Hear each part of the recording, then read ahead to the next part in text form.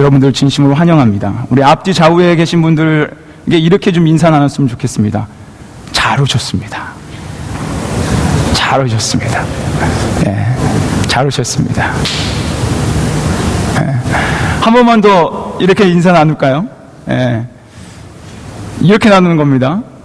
여기서 보니 너 더 반갑습니다. 여기서 보니 더 반갑습니다. 이렇게 여기서 보니 더 반갑습니다. 우리 참 특별히 오늘 처음 나오신 분들, 방문하신 분들 진심으로 환영합니다. 하나님의 말씀을 나누도록 하겠습니다. 벌써 한 달 전인 것 같습니다. 한 달 전에 제가 이 통계를 여러분들에게 한번 나눠드린 적이 있습니다. 한 달 전에 한국에서 한 종교 그 리서치 센터에서 한국 종교 신뢰도에 대해서 발표했다고 했습니다. 기억하시죠? 예, 우리 안일 지사님 바로 이렇게 기억하시는데, 거기서 신뢰도 가운데 1등이 어느 종교였죠? 캐톨릭. 예. 그 다음에 2등이 불교. 그리고 마지막 꼴등이 기독교. 예. 바로 기독교가 한국인들이 신뢰하는 종교 중에 가장 낮은 퍼센티지를 받았습니다. 이거는 뭐 1, 2% 차이가 아니고요. 그때 당시 제가 말씀 나눠드렸지만 반 이상이나 차이가 나는 그런 퍼센티지였습니다. 그만큼 한국 교회의 신뢰도가 떨어져 있다는 것입니다. 근데 그때 그 리서치가 발표되면서 그 결과, 신뢰도에 대한 조사만 난 게 아니고요, 왜 한국 기독교가 이렇게 신뢰도가 떨어졌나에 대한 그 이유도 발표했습니다. 근데 그 이유를 두 부류로 좀 나눠서 발표했어요. 한 부류는 교회를 다니다가 교회를 떠난 사람, 그 사람들이 왜 떠나고 왜 종교를 신뢰하지 못했는지, 그거를 자신이라고 막 그러는데 그거를 이제 조사했고요. 다른 한 부류는요, 아예 그냥 교회를 안 다니는 사람, 비기독교인이 왜 기독교를 신뢰할 수 없는지 그거를 조사를 했습니다. 그 이유가요, 부류가 다름에도 불구하고 재미나게도 거의 동일했습니다. 그 이유를 두 가지를 말씀해 드리면, 첫 번째는 한국 기독교 목회자들의 부도덕한 모습 때문에 신뢰할 수 없다라고 얘기했고요. 두 번째는 교회 안의 분열, 교회 안의 다툼, 교회 안의 싸움 때문에 자기네들은 기독교를 신뢰할 수 없다라고 얘기했었습니다. 참 안타까운 소식입니다. 그리고 이것은 분명히 지금 기독교의 현 주소를 분명하게 말해주고 있는 조사입니다. 근데 솔직히 저희는 이 조사를 통하지 않아서도요, 지금 한국교회 이 모습들을 기사나 뉴스를 통해서 알고 있습니다. 목회자들의 부도덕한 모습, 교회 안에 서로 싸우고, 멱살 잡고, 서로 막 교회 예배당 못 들어오게 막고, 막 이런 정말 안타까운 모습들을 우리는 뉴스나 기사를 통해서 많이 보았을 겁니다.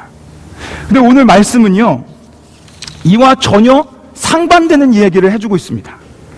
전혀 상반되게 하나님을 믿는 사람은 이렇게 해야 된다라고 말씀해주고 있습니다. 뭐라고 말씀해주는지 한번 우리 24절을 통해 한번 읽어볼까요? 24절입니다. 우리 한번 다 같이 한 목소리로 24절을 읽어보도록 하겠습니다. 다 같이 읽겠습니다. 시작. 마땅히 주의 종은 다투지 아니하고 모든 사람을 대하여 온유하며 가르치기를 잘하며 참으며. 다투지 마라. 논쟁하지 마라. 주의 종은 다투는 사람이 아니고 온유함으로 모든 사람을 양육하고 참고 기다려줄 줄 아는 그런 사람들이다 라고 얘기해주고 있습니다. 성경이 분명히 그렇게 가르쳐주고 있음에도 불구하고 지금 한국교회, 또 지금의 기독교의 현 주소는 그러지 못합니다. 부도덕한 모습, 서로 싸우고 서로 막 다투고 이런 모습들이 난무하고 있습니다. 제가 저를 처음 보신 분도 아시겠지만 저는 아직 젊습니다. 아직 저는 연소하죠. 지금까지 제가 모태신앙으로 30년을 넘게 이제 신앙생활을 하면서 제가 한 가지 깨달은 것이 있습니다. 그것은 신앙의 스탠다드를 갖는 것이 중요하다는 것입니다. 제가 너무 부족한 자지만 그 중에서도 그래도 제가 하나 깨닫고 느낀 것은 신앙의 스탠다드를 가져라, 이것입니다. 이 말을 좀 풀어서 말씀드리면, 너가 정말 참 그리스도인으로 네가 제대로 된 신앙생활을 하고 싶으면 너희 안에 말씀의 그 기준을 분명하게 삼고 살아가라는 얘기입니다. 이 부족한 제가 깨달은 한 가지입니다. 만약에 여러분들 가운데 누가 저에게요, 성경의 이 66권을 요약해서 한번 말해보라고 물어보신다면, 성경의 66권이 무슨 얘기를 하고 있냐라고 물어보신다면 저는 두 가지를 얘기할 겁니다. 물론 많은 분들이 성경을 요약하면 예수 그리스도다라고 얘기합니다. 그것도 맞는 말입니다. 근데 그건 너무 축약했어요. 너무 요약했습니다. 성경은요, 우리에게 요약하면 딱 두 가지를 얘기합니다. 첫 번째, 예수 그리스도의 구속사를 얘기합니다. 창세기부터 요한계시록까지 예수님이 어떻게 구속의 역사를 해나가셨고, 어떻게 십자가를 지셨고, 어떻게 우리를 구원했는지 그 역사, 그 놀라운 복음을 선포하고 있습니다. 근데 성경은 결코 거기서 끝나지 않습니다. 성경이 또 하나 가리키고 있는 것은 구원받은 자, 복음을 들은 자가 어떻게 그 삶을 살아가야 되는지 분명한 지침을 주고 있습니다. 여러분 한번 생각해 보십시오. 이스라엘 백성이 애굽의 노예로 있었습니다. 그리고 하나님이 애굽의 노예로 있는 이스라엘 백성을 구원해내셨죠. 구원해내셔서 모세가 시내산에 가서 무엇을 받았습니까? 십계명을 받았습니다. 구원해내는 게 먼저입니다. 구원해내시고요, 그 다음 내가 너의 하나님, 구원의 하나님이다. 내가 너의 구원의 하나님으로서 너희가 내 백성으로서 어떻게 삶을 살아가야 되는지 계명을 주셨습니다. 사도 바울이 서신서를 썼던 13개, 14권 모두 다 동일합니다. 먼저 복음을 얘기해요. 하나님의 복음, 십자가가 어떤 것인지. 그 다음 얘기하는 게 뭔지 아십니까? 구원받은 자가 어떻게 마땅한 삶을 살아가야 되는지 그 지침을 우리에게 주고 있습니다. 그래서 교회는요, 이 두 가지가 동일하게 선포되어야 됩니다. 복음도 선포돼야 되고요, 계명, 구원받은 자로서 어떻게 그 삶을 살아가야 되는지 분명한 지침도 함께 선포되어야 됩니다. 오늘 말씀이요, 기가 막히게 그 두 가지를 같이 요약해서 복음과 또 복음을 받은 자가 어떻게 삶을 살아가야 되는지를 보여주고 있습니다. 오늘 이 메시지를 통해서 여러분 안에 그 죽었던 복음, 받았던 그 구원의 감격이 다시 한번 살아나길 원합니다. 그리고 동일하게 여러분이 구원받은 백성이라면 구원받은 백성으로서 어떻게 그 삶을 살아가야 되는지 다시 한번 여러분의 기준을 삼는 놀라운 시간 되길 소망합니다. 여러분 한번 우리 23절을 보기를 원합니다. 23절 한번 우리 같이 읽어볼까요? 23절입니다. 우리 23절 같이 읽겠습니다. 시작. 어리석고 무식한 변론을 버리라. 이에서 다툼이 나는 줄 알미라. 여기서 무엇을 버리라고 나옵니까? 어리석고 무식한 변론. 그거에서 다툼이 나오니까 그걸 버려라 얘기합니다. 여기서 어리석고 무식한 변론이란요, 쉽게 말씀드리면 이겁니다. 혈기가 가득한 논쟁. 내가 꼭 이 사람하고 싸워서 이기려는 그런 자신의 의가 드러난 그런 논쟁을 얘기합니다. 내가 이겨야지, 내가 꼭 여기서 이겨야지, 이 마음에서부터 비롯된 논쟁을 얘기합니다. 그래서 공동 번역이라고 그 번역한 성경에 보면 이 부분을 뭐라고 번역했냐면요, 어리석고 유치한 변론이라고 번역했습니다. 그래서 가장 맞는 것 같습니다. 어리석고 유치한 변론. 그러니까 유치하게 내가 이기려고 하는 거예요. 그 변론을 버려라 이겁니다. 성경은 그 얘기를 하고 있습니다. 여러분 근데 한번 논쟁이라는 그 개념을 잘 생각해 보십시오. 가장 쉽게 예를 들을 수 있는 게 아마 남녀 간의 문제인 것 같습니다. 부부싸움. 이건 제 얘기인데요, 제가 하얀 자매랑 뭐 갖고 싸웠냐면요, 인류의 평화를 놓고 싸우지 않았습니다. 제가 하얀 자매랑 싸웠던 이유는 라면을 끓일 때 면을 먼저 넣냐 스프를 먼저 넣냐 이거 갖고 싸웠어요. 저는 면을 먼저 넣거든요. 근데 하얀 자매는 스프를 먼저 넣더라고요. 근데 뭐가 맛있냐? 당연히 면이 넣는 게 맛있지. 이렇게 작은 논쟁을 가지고, 유치한 논쟁을 가지고 내가 맞다라고 얘기하다가 다툼이 됐습니다.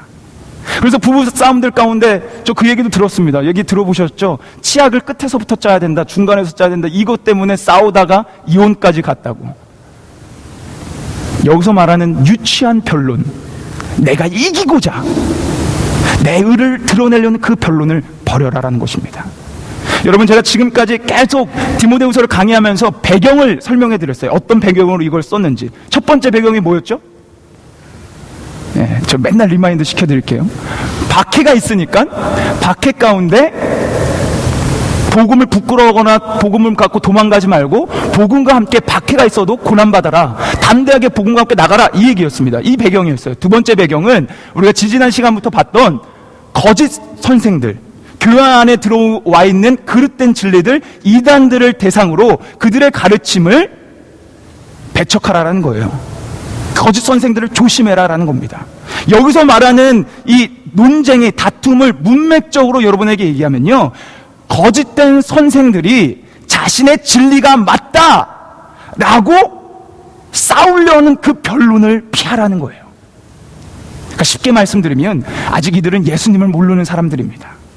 예수님이 모르는 상태에서 이게 맞아 라고 자신의 변론을 갖고 왔을 때 그거와 휩싸여서 맞서 싸워서 다툼까지 가지 말고, 너희들이 주의 종이라면, 너희들이 예수 그리스도를 믿는 주님으로 섬기는 주의 종이라면 믿는 자, 안 믿는 자들 그들과 달라라는 얘기입니다.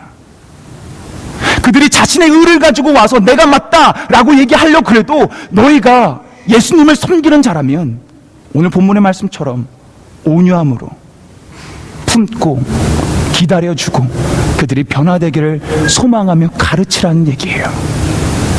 오늘 이게 본문의 얘기입니다. 여러분, 제가 퀴즈를 하나 내겠습니다. 맞춰보십시오. 벌떡 일어났는데, 초대교회 가운데 다툼이 가장 많았던 교회가 뭔지 아십니까? 초대교회 가운데. 자, 제가 예를 들어보겠습니다. 초대교회가 뭔지를 잘 모르는 것 같아서 우리 청년들이. 초대교회 잘 얘기 들어갑니다. 로마 교회가 있었고요, 안디옥 교회가 있었고, 예루살렘 교회 있었고, 에베소 교회 있었고, 빌립 교회 있었습니다. 그리고 고린도 교회 있었습니다. 자, 1번부터 6번까지 가장 분쟁과 다툼이 많았던 교회가 어딜까요?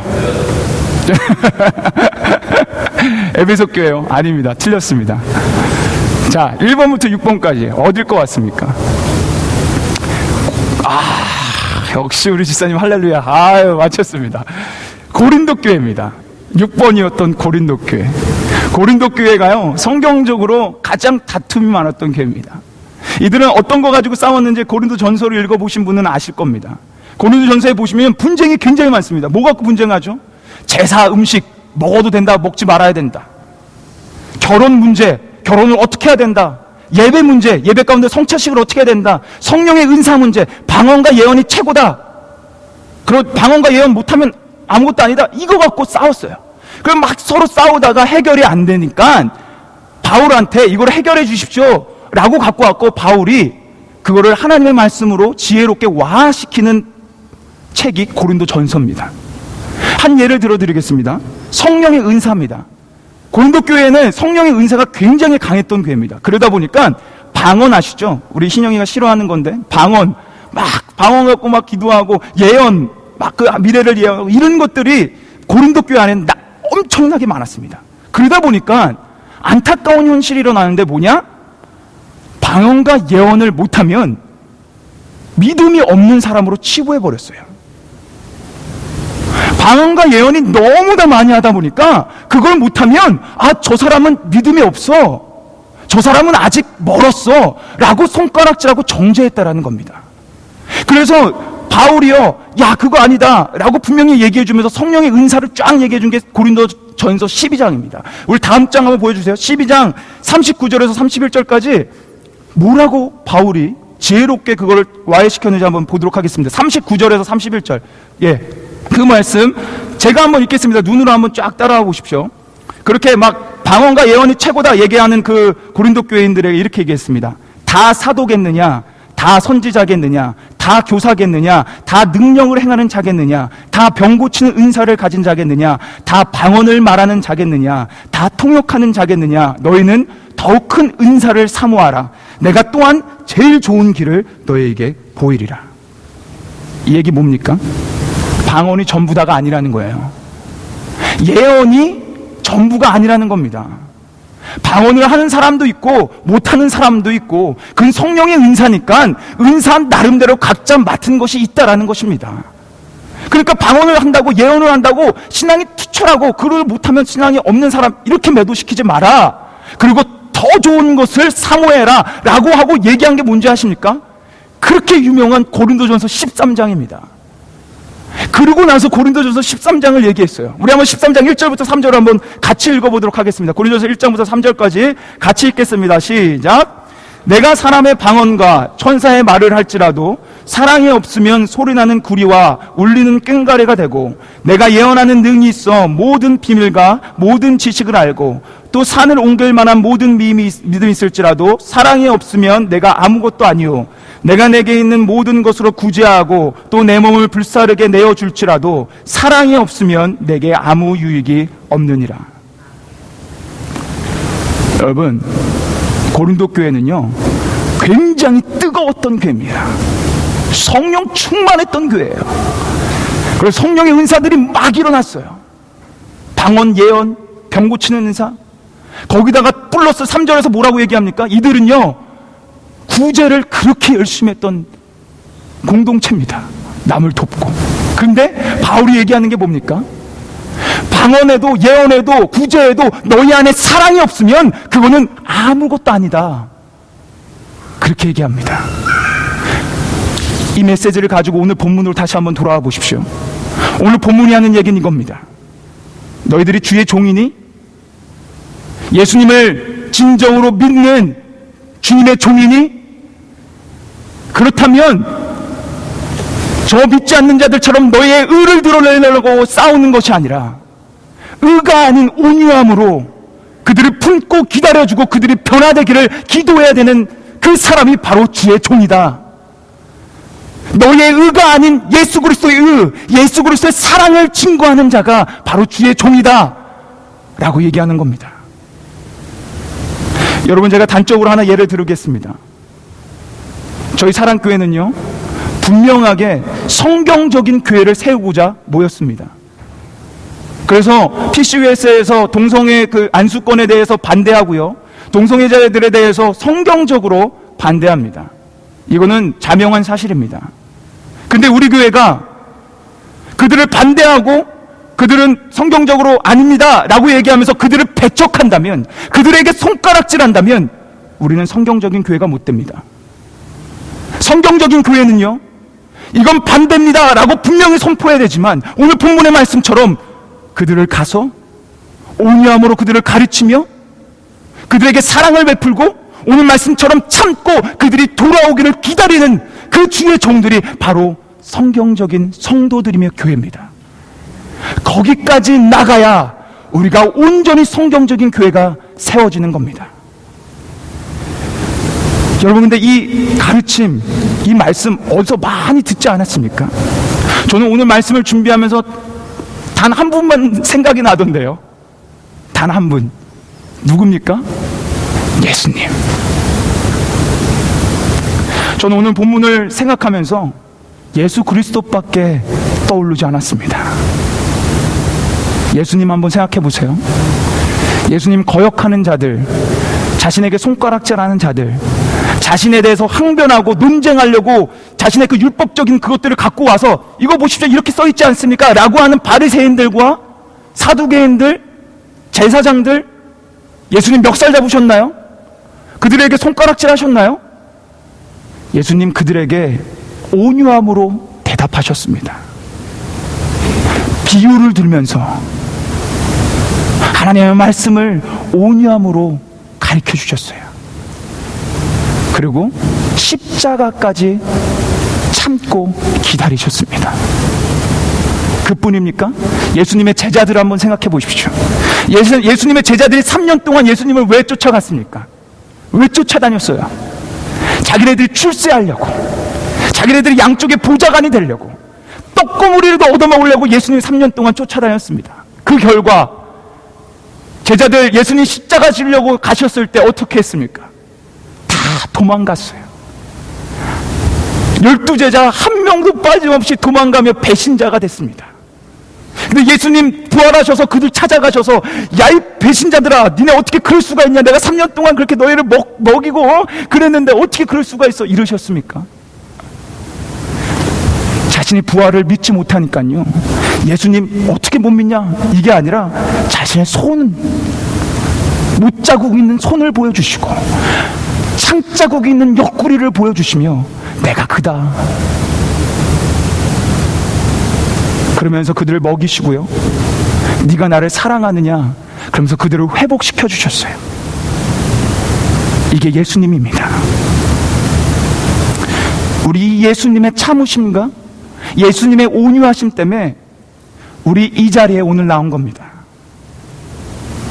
여러분 가운데 하나님을 아버지라 부르고 하나님을 주님이라고 부르신다면 예수님 없이는 못합니다. 예수님의 십자가에 참으심이 있었기 때문에 여러분 나오셔서요, 하나님을 감히 예배하며 하나님의 이름을 드높이고 있는 것입니다. 이 모습, 이 본, 이 그림자의 모습을 우리에게 지금 보여주고 있습니다. 여러분 생각해 보세요. 예수님 때문에, 예수님의 참으심과 온유한 가르침 때문에 저희가 하나님께 돌아왔습니다. 하나님을 예배하고 있습니다. 오늘 말씀이 뭐라고 얘기하는지 아십니까? 25절 한번 보십시오. 25절입니다. 한번 같이 읽어볼까요? 잘 기억하세요. 예수님의 참으심과 온유함 때문에 우리가 나와서 하나님을 예배합니다. 25절입니다. 같이 읽겠습니다. 같이 읽겠습니다. 시작. 거역하는 자를 온유함으로 징계할지니 혹 하나님이 저에게 회개함을 주사 진리를 알게 하실까 하며. 여기서 회개함을 주고 진리를 알게 하시는 분이 누구라고 나옵니까? 하나님이 주신다고 얘기하고 있습니다. 근데 하나님이 그냥 주십니까? 앞에 뭐라고 얘기하고 있습니까? 주의 종이요, 거역한 자, 하나님을 믿지 않는 자들을 온유함으로, 여기선 징계라고 했지만 원래 번역대로 하면 훈계, 양육이 더 많습니다. 거역한 자들을 온유함으로 훈계하고 양육할 때 하나님이 그들을 회개하고 하나님께 돌아오게 하고 진리를 깨닫게 해주신다는 거예요. 예수님을 통해서 우리가 하나님을 만날 수 있었던 것처럼 이제는 여러분을 통해 하나님을 만날 수 있어야 됩니다. 그게 바로 오늘 본문이 얘기하는 주의 종입니다. 주의 종. 여러분을 통해 다툼과 싸움 때문에 하나님을 나몰라 하는 것이 아니라 여러분을 통해 하나님의 그 이름과 영광을 만나게 되는 그 역사, 그게 어떻게 해서부터 나온다고요? 온유함으로 그들을 가르치고 온유함으로 그들을 품어줄 때, 기다릴 때 된다라고 오늘 본문은 말씀해주고 있습니다. 저는 오늘 설교를 준비하면서 솔직하게 말씀드리면 굉장히 찔림이 많았습니다. 너무 찔렸어요. 우리 청년들이 이런 얘기 많이 합니다. 혈액형 얘기하면서 B형은 욱한다고. 저희 B형 많거든요. 제가 B형이에요. 그래서 그런지 저는 뭐 혈액형을 다 믿지는 않지만 제 안에 욱하는 것도 많고요. 우리 청년들 상대로 이렇게 막 제가 이들을 섬기고 이렇게 하다 보면 목구멍까지요, 막 육두문자가 막 여기까지 막 나올 때가 한두 번이 아닙니다. 누구 때문에? 윤모 씨라고. 우리 인영이가 자꾸 자기 이름 거론하려면 돈 내고 거론하려고 그랬는데 이번 주에 제가 밥 사주었거든요. 그걸로 퉁치면 될 것 같습니다. 그러니까 이들을 섬길 때 제 안에도요, 아직 혈기가 있다 보니 온유함으로 기다리고 양육해야 되는데 그러지 못할 때가 너무 많습니다. 솔직한 저의 고백입니다. 그러니 이 온유함으로 사람 대하는 거요, 기다리는 거 어렵다라는 거 누구보다도 더 잘합니다. 더 잘 알아요. 근데 여러분, 앞서 제가 말씀드렸던 것처럼요, 이 분명한 스탠다드가 우리 안에 있어야 됩니다. 나 온유함이 너무 힘들어, 난 그런 성격 아니야 라고 해서 이 스탠다드를 버리면 안 됩니다. 말씀의 기준을 아무리 온유함이 어려워도 가지고 있어야 되는 겁니다. 여러분, 분명하게 말씀드립니다. 이 말씀의 기준 때문에 여러분이 구원받는 거 아닙니다. 온유함으로 대하셔야지 여러분이 하늘나라 가는 거 절대 아니에요. 아까 말씀드렸죠.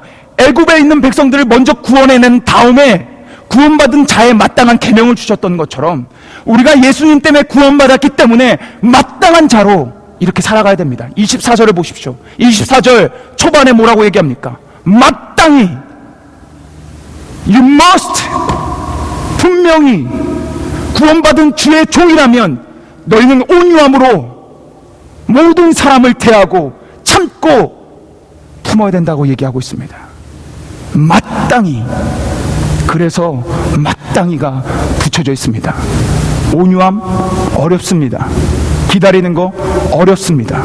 하지만 마땅히 우리가 가지고 있어야 되는 말씀의 기본 스탠다드입니다. 오늘 말씀을 통해 제가 한 가지를 소망했습니다. 우리 사랑교회 성도들이 이 예수님의 모습, 이 스탠다드로 변화되길 소망합니다.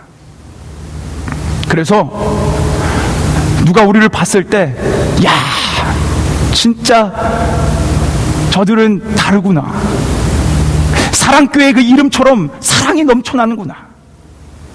아, 저들을 보면 예수님을 보는 것 같아. 그런 얘기 한번 들어보자고요. 막 이런 얘기만 해도 가슴에서 막 벅차오르지 않습니까? 마땅히 우리가 주의 종의 모습으로 살아갈 때, 여러분, 다른 사람들은 우리를 통해 예수님을 볼 수 있습니다. 마땅히 우리가 주의 종의 모습으로 살아갈 때 주님의 예수 그리스도의 향기를 증거할 수 있습니다. 그때 믿지 않는 남편이요, 야, 내 아내 저렇게 믿으면 나도 한번 믿어보자. 믿지 않는 아내가, 야, 내 남편, 야, 변했네, 나도 한번 믿어볼까? 믿지 않는 자녀가 우리 부모를 보면서, 야, 나도 한번 믿어보자. 믿지 않는 부모가 내 자녀를 보며, 야, 나도 한번 믿어보자. 이 꿈 같은 얘기, 그렇게 일어나가기를 소망합니다. 우리 사랑교회 이 이름처럼 예수 그리스도의 사랑으로 한번 살아가 보자고요. 우리 한번 그렇게 이 말씀의 스탠다드를 잡고 예수 그리스도의 모습처럼 구원 받으셨다면, 구원 안 받았다면 저는 그거는 상관없습니다. 여러분이 진짜로 구원 받으셨다면, 주님으로 모신다면, 이 스탠다드가 여러분 안에 각인돼서 오늘부터 작은 예수가 되어 그 예수의 모습으로 살아가길 소망합니다. 오늘 제가 말씀을 준비하면서 찬양 하나를 선곡을 했습니다. 이 찬양은요, 저희 찬양팀도 그렇고 모두 다가 처음 부르시는 찬양일 겁니다. 근데 이 찬양이 제 안에 그렇게 와닿습니다. 제가 찬양의 가사를 먼저 읽어드릴게요. 한번 들어보십시오. 찬양을 한번 보여주셔도 돼요. 십자가에서 그는 내 이름 바꾸셨네. 십자가에서 그는 내 이름 바꾸셨네. 그 다음입니다. 고아에서 아들로, 거절에서 용납으로, 죄인에서 의인으로 바꾸어 주셨네. 예수님이 우리를 바꿔주셔가지고요, 우리 이 시간 담대하게 예배할 수 있는 겁니다. 이제 우리한테 주의 종의 스탠다드가 주어졌습니다.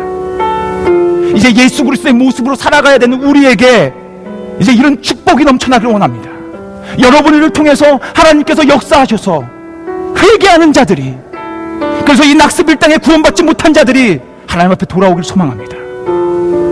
죄인들이 의인되는 축복, 십자가 앞에서 이름 바뀌는 축복이 이제 우리가 받았으니 이젠 돌려줍시다.